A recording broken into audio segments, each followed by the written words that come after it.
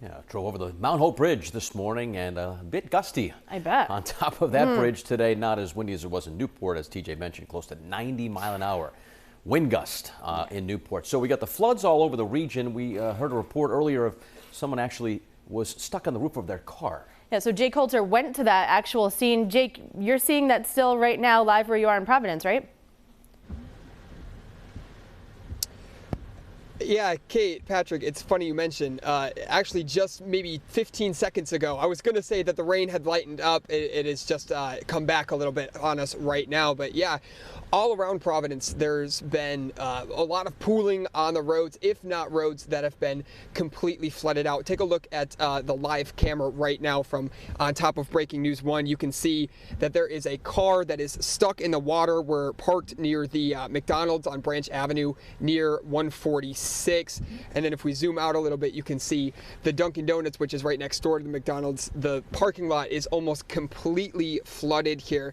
And yeah, like you were saying, take a look at this video that we got just a little bit ago. People trapped on the roof of a car in the parking lot of Home Depot off Charles Street in Providence. The pavement completely submerged in that area with police and fire blocking the way so people don't get stuck.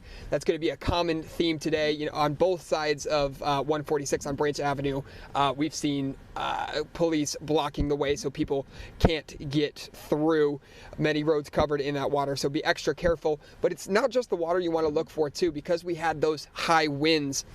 Another thing you're going to want to pay attention to in the roads is any kind of debris. We saw a lot of trash cans out in the road, in the middle of the road even. So that's something that you really want to watch for, as well as trash bags themselves and any other kind of debris. I'm sure some areas there's going to be branches that have come off some of the trees, so you really want to be looking. There was somebody who drove by us around an hour ago. There was a garbage can literally stuck to their car as they were driving. So again, you just want to be really, really careful while you're driving in the aftermath of all of this weather. We'll bring you more coming up next half hour. For now, reporting live in Providence, Jake Holter, 12 News.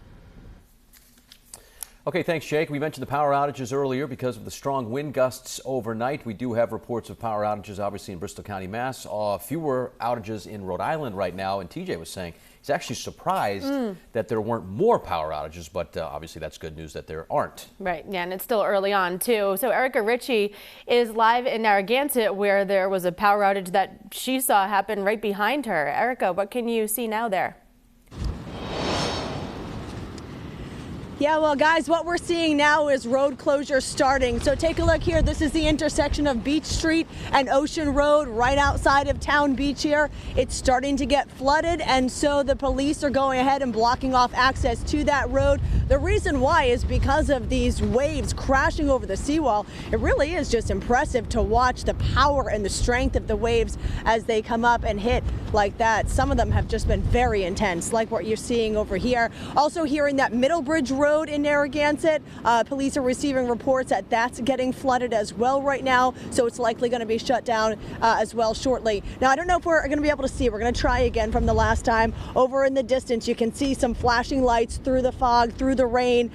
That's where a couple of transformers blew around 4 o'clock this morning, and so fire crews are there mitigating that. That knocked out power to about 730 customers in this area over here. Of course, as we inch closer to the high tide, guys, that's when we're going to begin to start seeing a lot more street flooding. That's around 6 o'clock this morning. That's what we're watching closely for. Right now, the rain has pretty much stopped here, so we're not dealing with that. The winds are still pretty strong, though the gusts have died down just a little bit. But really, the street flooding is what we're going to start seeing as these waves intensify even more so when we get closer to that high tide. Again, right now, about 730 customers in Narragansett in the dark this morning because power has been knocked out. Power's knocked out to this intersection over here. But of course, that's only a fraction of how many are across the state, about 2,000 according to Rhode Island Energy right now. So for more on that, guys, I'll go ahead and send it back to you.